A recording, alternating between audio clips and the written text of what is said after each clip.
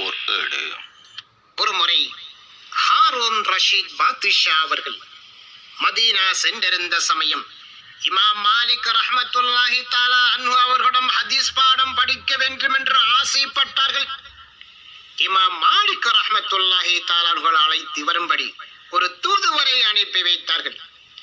அதற்கு இமாம் அவர்கள் ஆசையும் ஆர்வமும் உள்ளவர்தான் கல்வியை தேடி வர வேண்டும், கல்வி யாரையும் தேடி போகாது என்று கூறி அனுப்பிவிட்டார்கள். தன் தவறை உணர்ந்த பாதுஷா அவர்கள் இமாம் அவர்கள் வீட்டுக்கு சென்றார்கள். எனக்காக பொதுமக்களை விட்டும் தனியாக வந்து கற்றுக் கொடுங்கள் என்று கேட்டார்.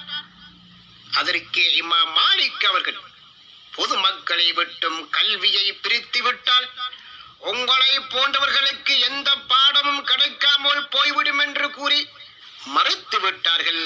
இமாம் மாலிக் ரஹ்மத்துல்லாஹி தஆலா அன்ஹு அவர்கள். ஆதாரம் சுவரும் மினத் தாபிஈன்.